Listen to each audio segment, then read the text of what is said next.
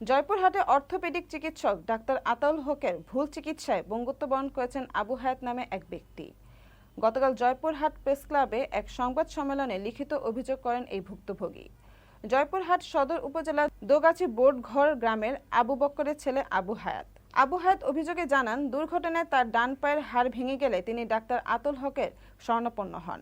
নগদ টাকা নিয়ে জয়পুরহাট শহরের একটি বেসরকারি চিকিৎসা প্রতিষ্ঠানে চিকিৎসা প্রদান করেন। সেই থেকে তিনি ডাক্তার আতাউল হকের পরামর্শ মোতাবেক চিকিৎসা গ্রহণ করতে থাকেন।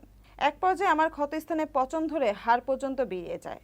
ডাক্তার আতাউল নিয়মিত চিকিৎসা দিলেও অবস্থার অবনতি ঘটতে থাকে। বর্তমানে ওই চিকিৎসক তাকে ঢাকায় চিকিৎসা নেওয়ার পরামর্শ দিচ্ছেন বলে অভিযোগ করেন তিনি। আমার স্বামী আবু হায়াত, পিতা আবু বক্কর, গ্রাম দুগাছি বোর্ডঘর, দুগাছি ইউনিয়ন, জয়পুরহাট সদর। আমার স্বামী 2 বছর আগে একটা দুর্ঘটনায় ডান পায়ের দুটো হাড় ভেঙে যায়। বগুড়ার পরে আমরা চিকিৎসার জন্য জয়পুরহাট সদর হাসপাতালে অর্থোপেডিক ডাক্তার আতাউল হকের দ্বারস্থ হই। সে আমাদের অপারেশন করার এত তারিখে অপারেশন বাবদ 1.5 লক্ষ টাকা নেয়। সেটি আমার স্বামীর মতো দরিদ্র মানুষকে জমি বিক্রি করে পরিশোধ করতে হয়। পরবর্তীতে আমার স্বামীর পায়ের ইনফেকশন হয় এবং সে ইনফেকশন হার্ট পর্যন্ত পৌঁছে যায়। সে আমার স্বামীকে ডাক্তার আতাউল হক প্রতি সপ্তাহে এক্স-রে ও ড্রেসিং করায়।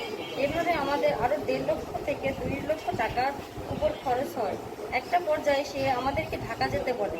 দীর্ঘ 2 বছর যাবৎ আমাদের মতো গরিব মানুষের অজ্ঞতার সুযোগ নিয়ে সে আমার স্বামীর টাকা পয়সা সর্বশান্ত করে আমাদের পথে বসিয়ে দেয়। সাথে আমার স্বামীর পাটা নষ্ট হয়ে আমার স্বামী পঙ্গুত্ব বরণ করেছে। সর্বশেষে সে আমাদেরকে ঢাকার চিকিৎসা নিতে চলে যেতে বলে। আমাদের সে আর্থিক সম্পত্তিটুকু আর নেই। তাই আজ বাধ্য হয়ে সাংবাদিক ভাইয়ের সামনে আমার স্বামীর অপচিকিৎসার মাধ্যমে পঙ্গুত্ব বরণ করা ও আর্থিকভাবে সর্বশান্ত করার জন্য ডাক্তার আতাউল হকের বিচার চেয়ে অসহায় হয়ে উপস্থিত হয়েছি।